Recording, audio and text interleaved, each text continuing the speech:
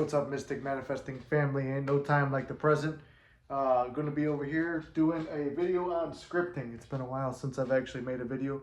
And how many videos do I have that start like that? It's been a while since I made a video. Well, I made one. I'm dead tired. I had a couple client calls today. Oh, this might be better. I'm trying to figure out this new ring light thing. A little better to be the yellow light. I like bright white, but warm white might work well. This new tripod doesn't reach as high. I'm standing it on a cardboard box. The cat has a cardboard fetish, as Lily puts it, so he's rubbing up on it. So bear with me. Hopefully we don't drop the box or the camera or anything. Anyway, let's get into today's video. Scripting techniques. This comes from a friend of mine who I recently met, and he's wanted to get into the manifesting realm, and he seemed to express some interest in scripting and asked if I could make a video on it. I got a couple videos on scripting already, but we're going to go with a new scripting video. I decided to break down all the different scripting techniques I could list off the top of my head. We're going to break it down from the letter technique, movie script, journal, list and / mini manifestations. Everyone's got a different term for that. Or the creative, be creative and, use your fantasy. Not in a weird way, just fantasy. So whatever, because what's one of the first rules of manifesting? There are no rules to it. You get to be creative. That's why everything works. It's just whatever you have your faith in. This guy's going to town on the fucking box. So whatever you put your faith in, that's your reality. Like I've talked about before, me being brought up in a Catholic background, the Catholic and Christian stuff appeals to me. I learned from Neville, and Neville teaches through the Bible. Reverend Knight teaches through the Bible. That stuff pertains to me. It relates with me, and I hold my belief system there. But people from all different religions, even the witchcraft, and then the stuff about the 2-cup method and all that stuff, whatever the method is that you're using, to the degree you have faith in something, it's your faith in a higher power, your faith in something bigger than yourself, or your faith in yourself. That's the big thing that manifests. Scripting is a technique, and as I always say, techniques are tools. We're doing these things. And sometimes when you're in a spiral or you're in a bad space in life and like your head's in the shitter, right? That's when you go to a technique. And the technique is the tool to get yourself leveled and put yourself in the reality that you want to be in, versus where you're spiraling out and you're just focusing on what you see and what you hear. The technique is designed to be a tool to put you in the ideal version of the 3D world, the ideal reality that you'd like to live in, right? That's what we're trying to get to. All these techniques are to make it feel more natural that we're in the state of the wish fulfilled. That's the whole point of all this. So it's been a while since I made a video, so instead of doing a live, we're going to go here and I'm going to go off something that I wrote. All right, the letter technique, personal favorite of mine. This, I'm going to give you a reason, like in the purple is kind of the reason why you use the technique, and then the brown is how you use it. So the letter technique. I learned this from Ava Manifested That, and it helped me when I was struggling with a situation that involved a third party. It was a romantic situation, so it was like getting a specific person back, removing a third party, and raising my self-concept. Those were very important things. So again, writing the letter to the circumstances, writing a letter to the specific person, writing a letter to yourself, God, or the universe in general. Those are all things or people that you can write the letter to. I'll give you a quick situation. You're stuck in a circumstance. You don't like the job that you're in or something. I've been stuck in situations like that, right?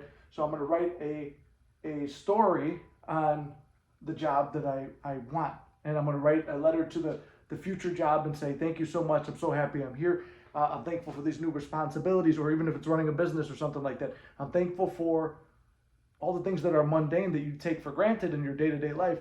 Being thankful for that. And then to the old job, you're going to be writing a letter like, I'm so glad that I've got out of this situation. I remember when I was in that situation. It really sucked. I'm so thankful for this, and it's all done now. Writing a letter to a specific person, the situation I used it for, which I thought was very helpful, because the letters are a good way of just releasing, letting everything out, almost as if you're talking to a person or a situation where a lot of times you can't talk to that person. You can't talk to a situation. Like a situation is just something that's happening. You feel like you can't talk to God sometimes, and sometimes you really don't even feel like you can communicate with yourself. So it's a way to kind of express yourself and to release everything out. Like I said, you can't beat an enemy that you can't see. So when you get your feelings out, you kind of know where they are. You can find your blocks that way. So in terms of a specific person or a third party or whatever, when it comes to people, it's like I wrote the person I'm with a letter. It's like, thank you so much for teaching me the lessons you taught me through the negative experiences you had. Thank you so much for the good times. I'm so thankful for all the times we're having now.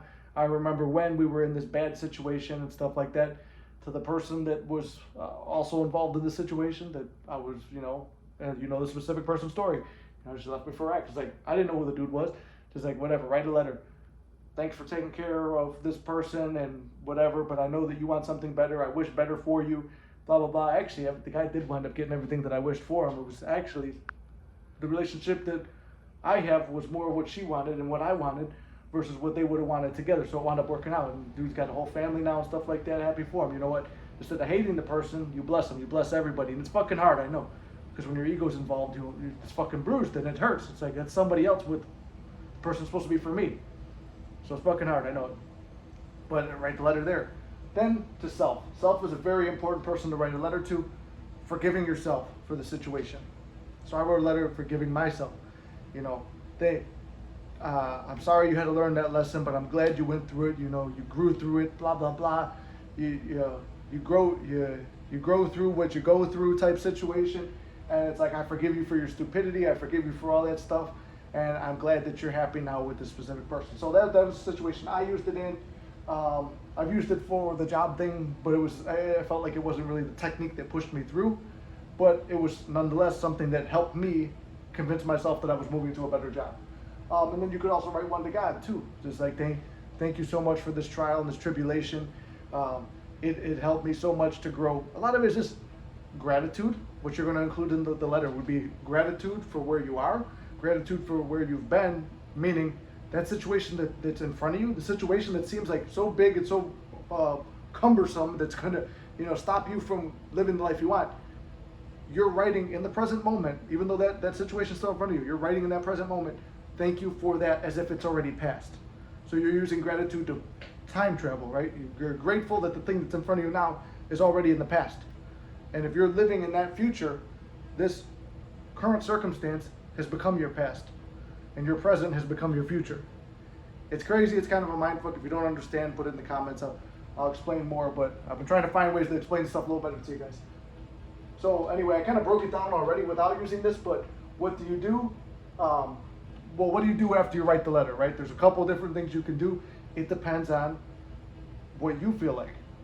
For me, I burn the letters because it's a sign of faith, security, and no longer needing them. And when it's done, it's done. So like when I wrote that letter to the specific person, to the third party, to myself, and to God, I burned all the letters and stuff like that in a skull ashtray, which you guys have seen in the live streams and stuff like that, because I've told this story before. And it was at nighttime. I was still living at home with my parents at the time.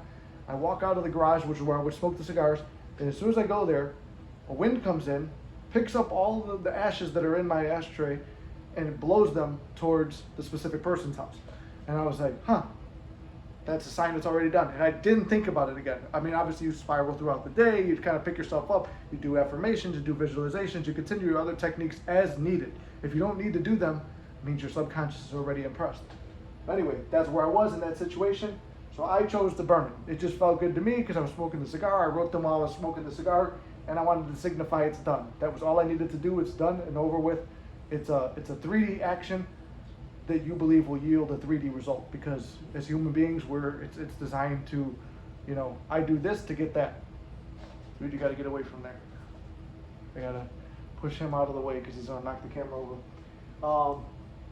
Anyway, another thing you can do, you can leave it in the notebook, look back on it one day and be like, holy shit, those were my circumstances, and I got past it. You can shred it up. I don't know, you want to rip it up? Throw it out. That's another one. There's some other people, they say put it under your mattress, underneath your pillow, in your pillowcase, whatever. They say to do that because it helps keep your mind at peace. Be like, it's under your head or whatever. Just if that more esoteric way pertains to you, by all means, go ahead and do that. But the big key is when you're done, you got to release it. If negativity persists, like if you keep feeling these, like when you write the letter to the third party as if they're gone already and you burn it, but you keep feeling like it's there, or you keep checking the 3D, checking their social media, is that person still with them, or you keep realizing every day, I'm going to this job I don't like, it's still here. You could rewrite the letter again, or if you didn't burn it or throw it away, you could reread the letter as needed, but you don't want to keep doing it because the more you do something, it's more of a reminder you don't have it. All right, we're gonna move on because we're already at 10 minutes. Movie script. Movie script is something I do. I don't know if other people do this. I like it because I came from like, the movie writing background. I like to write comedy skits. I like to write movies. I like to write all that stuff. And this guy needs to move. I might have to pause the video real quick and get him moved in another room. We're gonna do it? No, he left. All right, because he's wobbling the shit out of this. All right. So the movie script, coming from a background, I like to write comedy scripts, I like to write movie scripts, all that stuff like that. I find it especially helpful with a specific person, not just romantically, but friendship, boss-wise, family, anything like that. I feel like in terms of people, because it feels natural, and it feels natural for creatives too. This is something that's very beneficial because it directly relates to a dialogue. If you ever read a movie script or a comedy script, it's written in a dialogue. I say this, you say that, boom, boom, boom, boom, boom. So it's like, when you do this, I kind of lay out how to do it. It's a simple setting. So if you ever look at a movie script, and you can look at a movie script and branch off this, it will say exterior or interior, EXT or INT, and then the location where it takes place. Then there'll be like a caption or like paragraph that will say it's setting the scene. So interior, night, movie theater. In the movie theater, we see Nick and SP at the movie theater, sitting down before the movie starts, previews playing. She turns to him and smiles and says, what does SP say? So then you write the SP's name, write what they say. Then you write your name. What did you say? Write their name. Boom. And you have that conversation. And you play it out, and then at the end you probably conclude it with, they move in for a nice kiss together, and the movie begins. He reaches his arm around her, she snuggles up close to him, and XYZ, whatever happens next, to the degree you want to do it. And you can write them as much as you want. So that's how you would do the movie script. I like it. It feels fun. You could get lost in it. You could write a whole little short TV show or whatever based on it.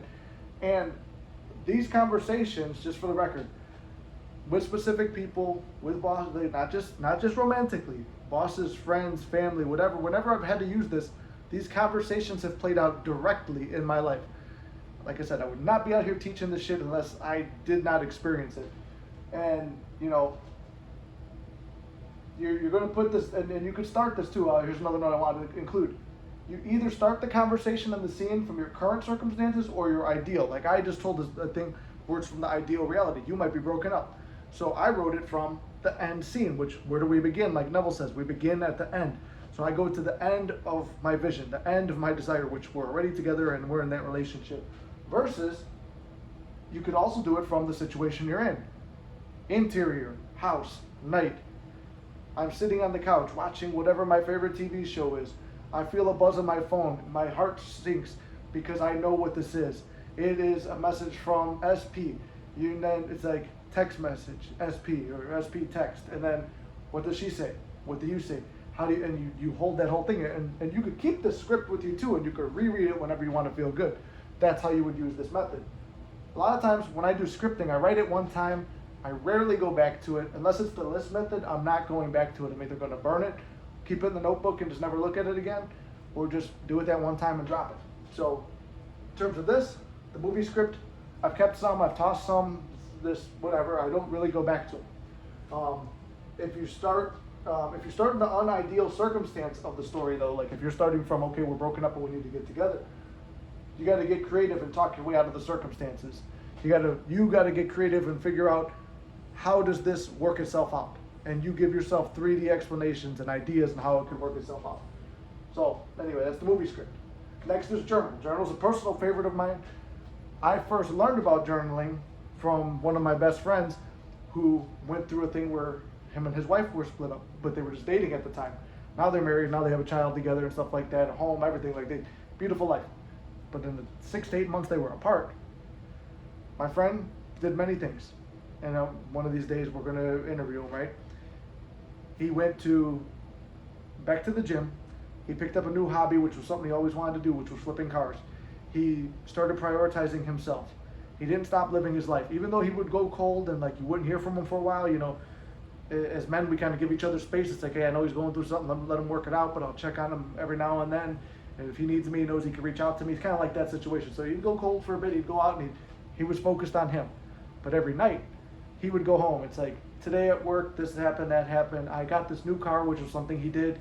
And it's like, I'm working on restoring it. I did blah, blah, blah with it. And it's like, and then my specific person came back over to visit me tonight, but they're in no contact and he's blocked and stuff like that. He's writing as if they had a conversation. And again, he's writing a conversation in terms of a journal, like things that she said that he liked and stuff like that. But it's almost like the movie script. He's talking about the conversation. He's talking about the feelings they have together. He's talking about how when he's done writing in here, he's going to go lay in bed with her. I've used this method too. And to the degree you use it, it's like, I don't know, we got the guy fucking with the camera again. When you use this technique, you do it as needed. Like for me, I would write, if you go and look at my journaling when I was going through stuff and whenever I need to use a journal, I might do 1 to 3 days, 1 to 5 days in a row, and then I'll stop.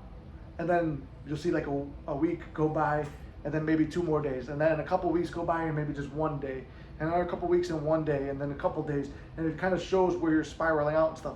But the journal, I've noticed to be a really quick way to snap you right back to your reality, like where it's like into your ideal reality, because you're writing so long. It's a whole page at least. At the very least, you don't have to have a limit, but for me, it's always been like a page. For me, it was like a page. I know other people, they'll go for pages and pages. You're calming your mind. You're immersing yourself in that reality. You got to think, you ever read a book and then you start to see stuff. There's just words and paper right there, but you see a vision to the degree that writer's a good writer. So you become a very good writer. You become a descriptive writer.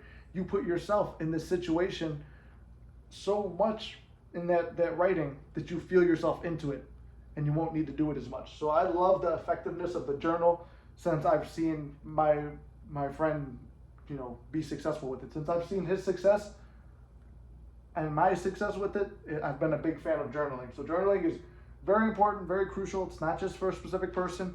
Those were just the examples we first used it with.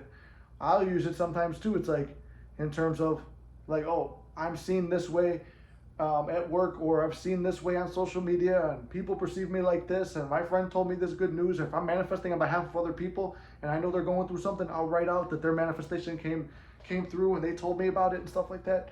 So I'll put whatever I want in there. Just, it's a fun technique. It's fun. It's lighthearted. It gets you out of a spiral. It's reliable, and it has a high success rate from what I've seen, which I put that down again. It's a very high success rate. It's easy to do. It feels natural, and it's easy to keep you on a schedule and persisting. And when I say schedule is, the best time to do it is right before bed, because you're taking that thought and that scene. It's like reading a, more or less watching a movie almost, because you're writing and you're reading it at the same time you're writing it. It's like when you watch a movie before bed, you start dreaming that yourself in that movie, or you're dreaming about the movie or the scenes or something like that, because your subconscious was conditioned and impressed before you went to bed. So why not condition and impress it with the best? Don't watch a scary movie or a horror movie or a thriller or whatever. Write yourself a good thing for the life that you want to live and go to sleep with that. But if you don't do that, wake up in the morning when your brain is programming itself to figure out who it is, where you are, and what's going to go on today, while doing wake up to your gratitude, and then go sit down and journal. And you're journaling about the day before and how today's going to go. You could do it about how your day's going to go. Predict your day before it happens. And you're so tired, you probably won't even remember what you wrote. And then by the time you come home, or the next day or a few days later, whenever you read it, it's like, oh shit, all that stuff did happen. Either that day or within the coming days, it happened because your brain was programming and it took in those ideas. Those ideas and those thoughts became things. You know, thoughts become things. They became circumstances because your brain and subconscious like, oh, this shit needs to happen, so it does. So anyway, that's journaling. Let me see if I missed anything. Yeah, keeps you on schedule. Do it at night or when you're waking up. You know, the main thing that you're doing is you're retelling your day. However, if an unideal situation, this is a very important part too I want to include. If an unideal situation happened, you would need to, or you feel stagnation and you witness the stagnation of, oh, I want this to happen, but I don't see any movement, or you saw the opposite of what you wanted, you're going to use this opportunity in the journal to retell it the way it should have unfolded. So you don't hear from your specific person, you write that you did. That job you applied for turns you down, You write how you feel that it gave you the job, right? You posted a video and it flopped. You write down, and while you're writing it, you're catching a feeling. You're catching a feeling and a mood while you're writing that, hey, this turned out really well, and I like the way that this video performed for me, or whatever it is. You know, you're feeling how it would have felt if it was done while you're doing it. Now we're gonna move on to the last one, list/mini manifestation. I've heard other people call it a list method. I always called it a mini manifestation method. It's very easy, it builds trust, and it teaches faith. Those are the three things that I've found with this exercise. I like to do it when I'm feeling real lost, or like, I feel like, I can't manifest, or things aren't working out in my favor, which you can't fuck this up and everything's working out in your favor. Remember my 2 favorite affirmations. You make the list of things that you'd like to see in your reality. Heavy things that you don't care for with big desires mixed in. I fucked up. I said heavy, you can't fuck this up, but I did right there. Heavy on the things that you don't want or care about, but you mix the big desires in. All right, let me try to explain. I should have wrote that more fucking clearly.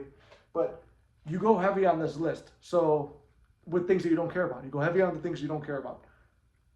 I'm going to see a car that looks like this. I'm going to get, somebody did one before. It's like, I get to ride in a Tesla, and they got to ride in a Tesla. I get to do this. I get to do that. Blah, blah, blah, blah, blah. All these little things that you get to do, you get to experience, you get to see. Unexpected gift from somebody. Somebody gives me. You don't need these things, but they'd be nice if you had them. You kind of want them, but you don't really care. You mix in your big desires. My dream job. Financially independent. My specific person chooses me. The ideal relationship. Whatever the situation is that you want to manifest, you put that on there. And then as you casually recheck, not every day, you can do it, I guess, but I don't do it every day, you build confidence. So I write this mini manifestation list. I might not check it for a couple months, but I trust as I'm writing it. I write it slowly. I think about the things I'm putting on, and I trust that as I see them, or as I write them, they're going to unfold in my reality. And sure enough, when they unfold in your reality and you see them, you don't think twice about it. It's like, oh shit, look, there's the thing. Like, you already know. You think back to the list. That just shows you only wrote it one time and how impressed it is in your subconscious. And one of mine was, I'm going to see a lime green pickup truck from the 1970s with white on it. And then throughout the course of the next week or two, that was one of the things on the list. I had many things on the list. I would see things that kind of look similar, like a green truck from the 80s, but it's not lime green and it's not from the 70s. And it's like, hey, there it is. And I kind of created the feeling. I knew logically that's not it, but I created the feeling, hey, there it is. And then I saw another one that was like lime green, but like more like 90s looking. And it's like, I don't know, I'm not really good on cars, but I knew what this car looked like. And I don't know why it popped in my head, but it did. Sure enough, there's a bunch of car dealerships where I lived. One day I'm coming home, I'm not even thinking about it. They sell brand new cars in these lots. They're not used car lots at all. I go to make a left turn, and as I'm turning on the place is on a corner. And at the front, like in the cornerest corner part of the lot, on one of those things where they got the truck up in the air to present it. It's a lime green truck from the 70s, the exact one I saw my thing in my imagination and put on my mini manifestation list. I didn't go back and check the list. I just knew that it was on the list. And as you casually go back, you cross off the things that have happened. And as you're doing that, it builds confidence that, hey, these things I didn't care about, but I put some action and thought and effort into while writing this and trusting that they'd unfold to have. So the big things, whether they unfolded or not, especially when the big thing unfolds because you treated it like that, where it's not a big deal, like, you know, if you're treating something like a big deal, automatically it has to play itself out as a big deal. But if you treat it like nothing, it's going to appear easily because you expect it to. So anyway, yeah, that's the list method. Mainly things you don't really care about, but it's to build faith and teach you trust. Well, build trust, teach faith, either one. Last one's be creative. Fantasy storytelling, a comic book, make a movie outline, or just scenes in a movie, which kind of go back to that, but like on a movie outline, it would be like movie starts here, characters here. Like it's almost like a bulleted list of like how things are going to unfold. Or a comic book. I've never done these. These are just ideas that kind of popped in my head, but they might appeal to you. If you like comic books and writing comic books and stuff and drawing, draw a comic of how your scene's going to play out, and you know, put your little captions and stuff like that. Make it more graphically like set up. If you're into the fantasy stuff, I mean, You could write it off, like make it into a whole book even. Have fun with this stuff. Like I said, life is supposed to be fun. And if you could have fun while doing this, it's going to play out in a fun way. It might look ugly in the times, but what good movie or book or story or adventure starts out where everything started really easy, it continued to be easy, and we easily got success. There's no fun without a trials and tribulation, right? That's the fun of life. That's where growth is. You grow through what you go through, so you have fun with it. No matter what persists in your reality or shows up in your reality, you remove attention from what you don't want to experience and place it on what you'd rather experience. And that's what this technique/tool does. It helps you remove attention from the current circumstance you're in, place it on the ideal version or future event that you want to experience in the now, and sure enough, you're moving now to there, or bringing there to now, and letting what's here now bleed away, fall off, disappear, vanish out of your reality. So anyway, that's scripting in a nutshell. I hope I explained it good. This is like my third or fourth time I've talked about scripting. If you have any other questions or want more details on this, or for me to like give better examples, let me know. I'm kind of all over the place. We're like a half hour video, and if you're stuck around listening to me talk that long, I appreciate you. If you want coaching, it's down below. If you want to join the Discord, that's going to be right down below as well. $7.50 a month, a great community. We do group meditation/manifestations where a lot of people have been seeing success. We sit down and we spend time on everyone's vision, and we manifest for them as a group. Great way to keep your mind off something negative and place it on something on someone else's behalf and help them. And you build confidence too, seeing oh, my power helped somebody else. So we got the Discord down below, coaching down below, the website's down below. I've got different coaching stuff if you want, either DM coaching or one-on-one coaching or monthly coaching, whatever it is. I got that down below. And with that, I love you guys very much. You can't fuck this up. It's all working out in your favor. I'll see you in the next one.